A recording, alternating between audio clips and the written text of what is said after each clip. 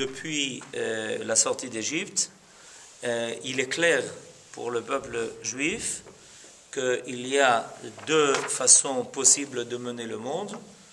La première possibilité, c'est par les lois de la nature. Ça, nous, on a l'habitude, on connaît cela.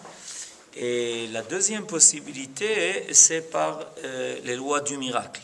Je dis bien les lois du miracle parce que les miracles ont aussi des lois. Alors, dans cette dracha, j'ai souligné à mon avis quelques passages qui sont les plus frappants. Le Rav a expliqué quel est l'avantage du monde du miracle sur le monde de la nature. On a l'habitude en général de parler de l'importance du monde de la nature, mais puisqu'on arrive au moment de la sortie d'Égypte, il est fondamental de comprendre quelle est la nécessité du monde du miracle. Pourquoi le monde du miracle va amener quelque chose de plus, quelque chose de particulier. Et je voudrais en fait commencer par la fin. À la fin de cette dracha, dans la page Resh Tzadik Zain, c'est-à-dire Mamash à la fin, à l'autre côté, Resh Tzadik Zain, vous avez en haut un peu la conclusion, et des fois il faut commencer par la conclusion, où le Rav nous explique quelle est l'approche fondamentale différente du miracle par rapport à l'approche du monde de la nature. Veine, le inyan, le ivada, mi apeula al apoel yidbarach. Atachlit shel anagat hanes meshuna mi anagat hateva. Et dans la connaissance de la force divine, il est clair qu'il y a une grande différence entre ce qui se révèle à nous de la divinité par l'intermédiaire du monde de la nature que ce qui se révèle à nous par le monde du miracle. Je continue. Ki anagat hateva ikar ashkafata hu bereshit ha'ashkafa ladat koach ha'peula vegodla ve'achar shenireh shlemut ha'peula ממנה נביא ראיה על שלמות הפועל. אבל הנהגת הנס היא למה נראה את הפועל בעצמו, לא רק אחרי שנדע גודל הפעולה. Alors j'explique. Le Rav dit voilà, la grande différence entre ce qui se révèle de Dieu dans le monde de la nature et dans le monde du miracle, c'est ce que l'homme apprend à connaître. Dans le monde de la nature, le principe il est le suivant. Plus tu arrives à comprendre dans le résultat la grandeur de ce qui est fait, plus à partir de là, tu peux déduire la grandeur de celui qui a fait. C'est-à-dire que l'approche de la connaissance de Dieu par l'intermédiaire du monde de la nature est une approche qui n'est pas directe. Il faut d'abord repérer Marabou Ma'asecha Hashem, Magadlou Ma'asecha Hashem. Combien dans le monde de la nature il y a des choses extraordinaires. Et pour ça, il faut donc apprendre à connaître le monde de la nature le plus possible. Et on est émerveillé par ce qui se révèle dans le cadre de la nature. Et la démarche traditionnelle, c'est de dire, si le monde de la nature est si bien organisé, s'il y a des lois tellement parfaites qui régissent ce monde-là, s'il y a des choses extraordinaires qui se passent avec une telle précision et avec une telle main de maître, ça prouve que derrière cela se cache une force divine qui est capable de tout organiser, qui est capable de tout faire, qui a réussi à inscrire dans la nature des lois tellement parfaites, etc. Et plus on découvre, plus on arrive à saisir qu'il y a une force supérieure qui dirige tout cela, qui est à l'origine de tout cela. Donc c'est une connaissance qui n'est pas directe. Elle passe par la connaissance d'abord de ce qui est fait, pour arriver à comprendre de là celui qui a fait. Quelle est la force de celui qui a fait? Et cette démarche-là, c'est une démarche qui pose un certain nombre de problèmes. Parce que, évidemment, il faut être très au courant, il faut comprendre dans le détail les mécanismes les plus secrets des forces de la nature. Et puis en plus de cela, il faut ensuite se convaincre que derrière tout cela, il y a quelque chose, une force supérieure qui se cache, et etc. C'est pas un résultat direct. Dans le cadre du monde du miracle, ça se passe inversement. C'est-à-dire que le monde du miracle interpelle l'homme tout de suite, immédiatement, pour lui faire remarquer qu'il y a là une force qui est libre, qui peut agir comme elle l'entend. C'est-à-dire qu'il y a une rencontre directe avec la divinité. Le monde du miracle permet une rencontre personnelle, immédiate, avec celui qui fait le miracle, c'est-à-dire avec Dieu lui-même. C'est ce que Akadosh Baruch Hu a voulu révéler, dévoiler aux enfants d'Israël avec la sortie d'Égypte. C'est que jusqu'à présent, ce qui était connu, c'est qu'il y avait le monde de la nature, et dans ce monde de la nature, il y avait des choses extraordinaires qui s'y cachaient, donc on pouvait, à part là, supposer qu'il y avait une force énorme, une chokhma, une grande sagesse, qui arrivait à agencer tout cela, à organiser tout cela. Ce que dans le temps ils appelaient le grand horloger, celui qui est capable de mettre en place des mécanismes tellement parfaits que tout fonctionne, tout marche, tous les systèmes que nous connaissons et que nous ne connaissons pas. Par contre, le monde du miracle, c'était la rencontre directe d'Israël avec le Dieu qui est le maître de l'histoire. Il y a le maître de la nature, il y a le maître de l'histoire. C'est-à-dire que quand Dieu trouve cela nécessaire, alors il met de côté les lois qui cachent sa présence pour faire apparaître sa présence de la façon la plus totale. Rien ne peut s'opposer à la main de Dieu. Ça s'appelle Yad Chazaka ou Zroa Netuya. Yad Chazaka, la main forte, c'est-à-dire celle qui est capable aussi de surmonter des forces qui sont présentes, qui fonctionnent, qui existent, auxquelles d'ailleurs le Pharaon faisait confiance. Le Pharaon faisait confiance à ces forces-là pour s'opposer à la possibilité de la sortie d'Égypte. Et il était sûr que ces forces-là résisteraient à toute intervention, aussi grande soit-elle, qui voudrait essayer de soustraire Israël à l'esclavage égyptien. Et évidemment, la grande réponse divine a été que rien ne peut résister à l'intervention directe divine, que les lois de la nature n'obligent que la nature et les hommes, mais qu'elles n'obligent pas le Créateur, qui lui-même décide des lois, puisque étant donné qu'il est le Créateur, il est le Créateur de toute loi, y compris des lois qui mettent de côté les autres lois. Vous comprenez qu'a priori, l'homme se sent en sécurité dans une somme de lois qu'il apprend à connaître. Mais le Créateur, lui, crée toute loi. C'est lui qui est à l'origine de toute loi. Donc il peut créer une loi qui est anti-loi. Il peut créer une loi qui s'appelle un miracle et qui va mettre de côté les autres lois. Alors, ça c'était pour vous amener tout de suite au but de l'enseignement qui nous est donné ici dans cette dracha. Maintenant, on va la reprendre depuis son début. Alors, le Rav commence sa dracha par un midrash qui se trouve dans le midrash Tanchuma. C'est en haut de la page Resh Tzadik Dalet. Et ce midrash dit quelque chose d'extraordinaire. Je vais d'abord vous lire un peu le midrash et vous le résumer.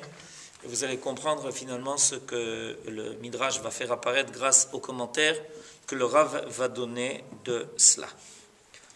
Alors, il est au début de la paracha, de notre paracha, paracha de Vaïra, il y a un verset que je vous cite, vous ne l'avez pas sous les yeux encore, Vaidaber Elokim el Moshe, Vayomer Elav Ani Hashem. C'est comme si Dieu se présentait à Moshe Rabbeinu en lui disant, sache une chose, ben c'est moi, Dieu. Or, qu'est-ce que Akadosh Baruch Hu est en train d'annoncer de plus à Moshe que ce que Moshe connaissait déjà, puisque Akadosh Baruch Hu s'était déjà révélé à Moshe Rabbeinu au Sné, au mont Sinaï, dans le buisson ardent, et puis ici Moshe Rabbeinu est capable de cette prophétie, de la plus grande prophétie qui ait jamais eu lieu, ça prouve qu'il connaissait déjà Dieu. Qu'est-ce qu'il lui annonce de plus? Plus que cela, à un moment donné, Akadosh Baruch Hu dit à Moshe Rabbeinu la chose suivante, Re'e netaticha Elohim le Pharaon. Regarde bien, je te mets comme Dieu pour le Pharaon. Re'e netaticha, je te place Elohim, Dieu, le Pharaon. C'est-à-dire que c'est comme si Akadosh Baruch Hu vient donner à Moshe Rabbeinu la capacité de se comporter envers Pharaon comme Dieu lui-même. Ce qui est phénoménal. Mais c'est un verset, il est marqué. C'est marqué en toutes lettres. Dans le chapitre 7, Zayn, le premier verset, Dieu dit à Moshe en toutes lettres, je vais faire de toi, pour le Pharaon, un Dieu. C'est-à-dire que tu vas pouvoir agir envers le Pharaon et l'Égypte comme Dieu lui-même. Bon. Alors, le Midrash dit la chose suivante, et vous l'avez sous vos yeux au début, tout à fait au début de la page Resh Tzadik Dalet, Basar Vadam. Vous voyez, c'est souligné. Basar Vadam. Première ligne. En rochvin al suso. והקדוש ברוך הוא הרכיב לאליהו על סוסו. Un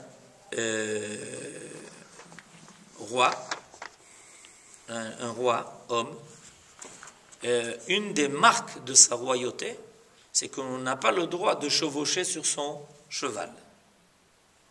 Par contre, Akadosh Baruch Hu, le roi du monde, a fait chevaucher sur son cheval Eliyahu. Umahu suso shel Akadosh Baruch Hu, et de quoi s'agit-il? Soufa veseara. La tempête, c'est quand on voit dans le monde qu'il y a une tempête, c'est Akadosh Baruch Hu qui fait apparaître sa force comme un chevalier qui chevauche un cheval galopant. Continue le Midrash. Vous avez les références en bas. Melech basar vadam. Deuxième chose, dit le Midrash, un roi habituel, en mishtamshim besharvito, on ne se sert pas de son sceptre. Ou Moshe, nishtamesh besharvito shel Akadosh Baruch Hu. Et Moshe a reçu le sceptre de Akadosh Baruch Hu. Sheneemar, Vaikach Moshe et maté a Elohim beyado. Moshe a pris le sceptre de Dieu dans sa main. Donc, deuxième force que Akadosh Baruch Hu a mis entre les mains de l'homme, des forces qui sont à sa disposition, sa force énorme, les tempêtes, etc. Deuxièmement, le sceptre. Qu'est-ce que veut dire tout cela? On va bientôt le voir. Melech basar vadam en lovshim atara shelo. Un roi habituel, personne n'a le droit de mettre sa couronne. Ve'akadosh Baruch Hu natan atarot le melech hamashiach. Par contre, on voit que le roi Messie, qui viendra, recevra la couronne divine elle-même. Shenemar tashit le rosho ateret paz. Comme il est dit dans Teilim, que Dieu mettra sur sa tête une couronne d'or. Et donc, Akadosh Baruch Hu accepte qu'une de ses forces, qui s'appelle Atara, soit sur la tête d'un homme. Melech basar vadam en lovshin levusho. Un roi habituel, on n'a pas le droit de mettre sa parure, de mettre son habit. Ve'Israël lavshu levusho shel Akadosh Baruch Hu. Et Akadosh Baruch Hu a donné à Israël la possibilité de se revêtir de sa parure. C'est quoi? Oz, sa force, sa vaillance. Sheneemar Uri Uri Livshi Oz Zeroa Hashem. Venetano le Israël. Et il a donné cela à Israël. Sheneemar Hashem Oz le Amoïten. Verset connu. Dernière chose, c'est la 5e. Melech Basar Vadam En Korin Beshmo. Un roi habituel, on n'a pas le droit de l'invoquer par son propre nom. On doit l'appeler Monseigneur, le roi, etc. Majesté. Majesté. Avala Kadosh Baruch Hu Amar le Moshe. Et là, ça rejoint notre paracha. Par contre, on trouve que Kadosh Baruch Hu a dit à Moshe, Are asiti otra kemoti le pharaon. Je t'ai fait comme moi-même envers le pharaon. Sheneemar Re'e netaticha Elohim le pharaon. Regarde, je t'ai fait Dieu pour Pharaon. C'est-à-dire que ce nom de Elohim, qui est réservé à Dieu, Akadosh Baruch Hu le donne à Moshe pour qu'il apparaisse comme ça devant le Pharaon. Quand Pharaon voit Moshe Rabbeinu devant lui, c'est comme s'il voyait Elohim. Bon. Alors, qu'est-ce que ce midrash extraordinaire vient nous dire? En récapitulé, que Dieu a remis aux mains de l'homme 4 éléments fondamentaux et le 5e en conclusion. C'est-à-dire Sehara, son sous, son charvit, son sous, c'est-à-dire son cheval, son sceptre, sa couronne, et sa parure, son nabi, et à la fin, son nom. D'accord? Et sous à Eliaou, puisqu'on voit que Eliaou s'est élevé dans les cieux sur un char céleste de feu. On a vu que Moshe Rabbeinu a tenu le sceptre divin. On voit que le Melech HaMashiach va recevoir la couronne divine. On voit que Israël a reçu cette parure de Dieu, le rose, et qu'à la fin, Moshe Rabbeinu va se présenter devant le Pharaon au nom de Dieu, Elohim, le Pharaon. Alors, le Rav va expliquer que tout cela, les 4 premiers éléments, font référence aux 4 avantages du miracle sur le monde de la nature. Il y a ces 4 éléments-là, sont en réalité les 4 dimensions qui apparaissent dans le monde du miracle par rapport au monde de la nature et qui révèlent Dieu lui-même. C'est pour ça qu'à la fin, il est marqué que Dieu a donné son propre nom à Moshe Rabbeinu pour que Moshe en Égypte révèle le nom de Dieu qui transcende les forces de la nature, qui les domine, qui les dépasse et fait des miracles.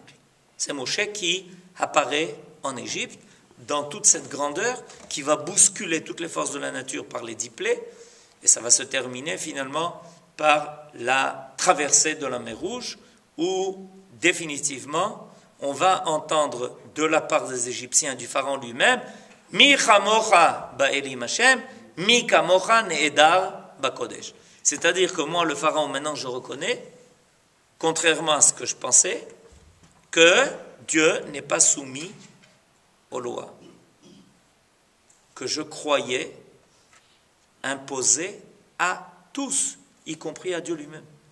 Mais pourquoi le sceptre, ça ne suffisait pas?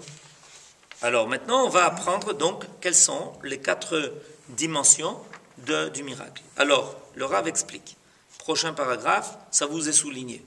Ve'ine anagat hateva, she'en koach hayecholet shel Hashem yitbarach al yedei hashgachato hapratit nikar ba, chaluka hi mi'anagat hanes be'arba'a pratim muchachim.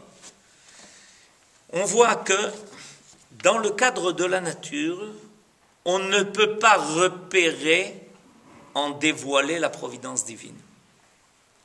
Et c'est pour ça que va intervenir le monde du miracle par 4 dimensions différentes pour nous révéler que l'intervention divine, sa providence, est là, est présente et oblige l'histoire du monde. Premièrement, à Aleph, quelle est la première dimension? hu she'anagat hateva היא מוכרחת להיות בהדרגה. La grande première différence entre le monde de la nature et le monde du miracle, c'est que le monde de la nature est soumis à l'idée de la progression. Tout ce qui se fait ne peut se faire que de façon progressive ou en itpatrout, en évolution. Le monde de la nature est évolutif. Évolutionnaire, évolutif, vous pouvez être servi de tous les mots. Évolutif. Il ne peut pas y avoir de résultat immédiat. Pourquoi? Parce que le monde de la nature, comme l'ont expliqué les Grecs si bien, est un problème de cause, est un monde de cause à effet. Une cause provoque un effet qui est lui-même la cause de notre effet, et c'est comme ça que le monde de la nature progresse. C'est comme ça d'ailleurs que l'homme a appris à dominer en se servant des causes et effets. Il a appris à se servir des forces de la nature pour évoluer dans le cadre de la nature et la dompter. Donc il y a quelque chose qui toujours se fait lentement. Et c'est pour ça que quand on étudie la science, on parle toujours de quelque chose de très lent. Dans tous les domaines, y compris l'évolution. Okay? Y compris l'évolution du monde, il y a quelque chose de très lent parce qu'il faut attendre que la cause finisse avec l'effet qui va ensuite provoquer un autre effet, etc. Par contre, le miracle est quelque chose d'immédiat. Grande première différence entre le monde de la nature et le monde du miracle, c'est que dans le monde du miracle, il y a une immédiatité des choses qui se fait. Et ça se voit où? Eh bien, sous. Ça court très vite. C'est ça ce qui est marqué dans le Midrash, que Akadosh Baruch Hu a remis entre les mains de Eliyahu la force du miracle, c'est-à-dire la capacité d'obtenir un résultat immédiat. Rappelez-vous, le peuple avait des problèmes de foi. Qu'est-ce que fait Eliyahu? Il amène tout le peuple d'Israël au Carmel et il leur dit alors, vous continuez à hésiter entre ci et entre ça? Bon, alors une fois pour tout, on va révéler les choses et on va vous amener à la connaissance vraie. Paf, le feu descend du ciel, tout le monde reste sidéré, c'est fini. Les doutes sont écartés. Deuxième différence entre le monde du miracle et le monde de la nature, Abet. Ki anagat hateva tzricha lekol derech peula, lefi erech adavar anifal. כמו דבר גדול וכבד, אינו נפעל כי מדבר יותר גדול ממנו. אבל מידת הנהגת הנס נפעלים הדברים מסיבות קטנות, ועל ידי דיבור החלש נתעכבה הפעולה החזקה והנוראה של סיבוב השמש. Deuxième différence, c'est que dans le monde de la nature, on ne peut dominer une force que par une force qui lui est plus grande. Si tu veux bouger un objet, tu es obligé de développer une énergie qui va être supérieure à l'énergie de la force de la pesanteur. Sinon, ça ne marche pas. Tu ne peux pas faire bouger quelque chose de plus grand par quelque chose de plus petit. Pour obtenir un résultat, tu es obligé de développer une énergie qui va surplanter ce qui est déjà en place. Dans le monde du miracle, ça peut être le contraire. Quelque chose de très faible peut déclencher, faible dans sa quantité, peut déclencher des phénomènes qui sont énormes. Par exemple, Yehoshua va arrêter la course du soleil. Imaginez-vous, Yehoshua qui a besoin que la journée se prolonge parce qu'il est au milieu du combat, et il dit au soleil, Shemesh, Begivon, Dom, arrête-toi. Le soleil, il s'arrête. Dis-moi, qui tu es, Yehoshua, par rapport au soleil? Dans le monde de la nature, ça ne marche pas comme ça. Mais dans le monde du miracle, ça fonctionne comme ça.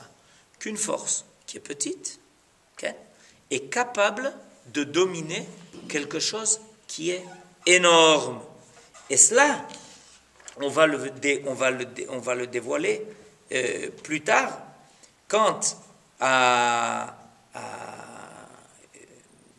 Moshe Rabbeinu, par exemple, avec son sceptre, va faire reculer les flots de la mer Rouge.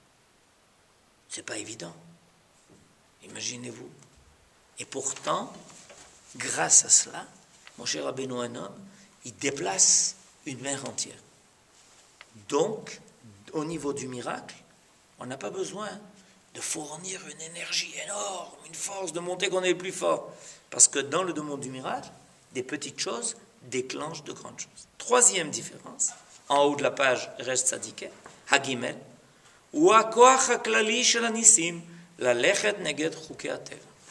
c'est-à-dire que les forces du miracle dépassent les forces de la nature. Ou sinon, elles n'arriveraient pas à faire reculer la nature. C'est-à-dire que finalement, la force qui est inscrite dans le miracle, l'énergie qui est inscrite dans le miracle, est bien plus élevée et bien plus grande que celle qui est dans la nature. Et le dernier élément, qui se trouve à la fin de la ligne 5, Dalet. 5 lignes à la fin, Dalet. Ve'i shekol kach tigdal shlemut hapoel et hanes, ad shekol kochot hateva ומנהיגיהם השכליים ברצון שלם ירצו לבטל הנהגתם מכוח הכרת המעלה של הצדיק הפועל את הנס ברצון יוצרו. Et ça, le dernier élément, il est encore plus extraordinaire. C'est que à la fin, les forces de la nature elles-mêmes veulent coopérer avec le miracle. Parce qu'elles n'ont pas besoin en réalité de se mettre de côté pour laisser le miracle apparaître. Elles veulent elles-mêmes, parce qu'elles sont réveillées par la force extraordinaire de celui qui va provoquer le miracle. Et que les forces de la nature vont reconnaître la grandeur de celui qui agit. Donc elles aussi, les forces de la nature, veulent être associées à la réalisation de la volonté divine. Ça, c'est quelque chose d'extraordinaire. Ça, à la fin des temps, le Melech HaMashiach aura cette capacité de ramener à lui la volonté de tous de vouloir servir Dieu lui-même. C'est la couronne du roi. Pourquoi? Parce que la couronne du roi, c'est quoi? C'est qu'on accepte la royauté du roi, non pas par sa capacité de punir, non pas capacité d'avoir une armée à sa disposition, mais par sa grandeur, par la façon dont il apparaît, son apparition même. On remarque la couronne, ça veut dire qu'il est au-dessus de tout le monde. Il a une grandeur qui impose. La couronne du roi, c'est la grandeur qui impose. Et bien, la grandeur du miracle, qui est toujours faite et occasionnée par quelqu'un qui est un tzaddik, ça va imposer, ça impose aux forces de la nature elles-mêmes de vouloir agir en correspondance avec la volonté divine. Mais ces 4 éléments-là qu'on vient de rappeler sont apparus au moment de la sortie d'Égypte. Et Moshe Rabbeinu va... tout ça n'est pas fait pour prouver que Moshe Rabbeinu il a de la force. En réalité, Moshe Rabbeinu va agir, animé de toute cette volonté-là, pour révéler le nom de Dieu que le pharaon voulait refuser. Il avait dit Mi Hashem asher eshma bekolo, qui est Dieu bichlal, pour que j'entende sa voix. Ça veut dire nous sommes tous dans la même barque, nous sommes tous dans la même prison. Les lois de la nature nous obligent, personne ne pourra les surplanter, les surmonter. Et c'est ce que Akadosh Baruch Hu dit à Moshe Rabbeinu, Netaticha Elohim le pharaon. Grâce au miracle que tu vas faire, finalement, le pharaon va reconnaître que ce qui se révèle par ton intermédiaire, c'est la force divine elle-même. Et ça, c'est aussi ce qui va se révéler à la fin des temps. après que le monde ait fait une longue expérience de la nature et de ses forces, et qu'il a appris tellement à les connaître qu'il est persuadé que rien d'autre existe, le monde de la science a développé chez l'homme l'illusion de la connaissance, qui est que puisqu'on connaît et qu'on maîtrise tellement les forces de la nature, il n'y a aucune place pour autre chose que ces forces-là. Il n'y a aucune place pour aucune autre façon de mener le monde que par l'intermédiaire des forces de la nature et la science. À la fin des temps, à nouveau, Dieu va se révéler dans une dimension telle que c'est ce qui est pour ça que finalement ce Midrash finalement va évoquer le Mashiach, que à nouveau le monde va reconnaître et va comprendre, pas de façon indirecte, c'est la grande différence, de façon directe, la présence divine au niveau cosmologique, et petit à petit, on peut remarquer que quelque chose change au niveau de la nature. Des choses qui semblaient dans un rouage parfait. De temps en temps, les rouages ne sont pas si parfaits que cela. Des choses qu'on n'arrive plus à contrôler. Des phénomènes qui surprennent l'homme et qui semblent sortir du chemin battu sur lequel on était déjà, on connaissait très bien, on savait comment ça allait se passer. Et puis tout d'un coup, paf, apparaît quelque chose qui n'était pas prévu. Et ça, c'est préparer le monde à la possibilité même, et le Pharaon, les 10 plaies sont petit à petit pour l'amener à cette idée-là. Et ça ne s'est terminé qu'au moment du passage de la mer Rouge, où le Pharaon a levé les mains, et il a dit maintenant je reconnais qu'il y a la présence de Dieu dans le monde qui n'est pas soumise à ces lois auxquelles nous les hommes, nous étions tellement attachés et que nous pensions invincibles. Mais c'est pour ça que nous avons à travailler notre foi à ce niveau-là, de savoir que ce qui est impossible est possible. Ce qui est impossible dans un monde est possible dans un autre. Et c'est pour ça que nous sommes des hommes extrêmement optimistes, parce que nous croyons au miracle.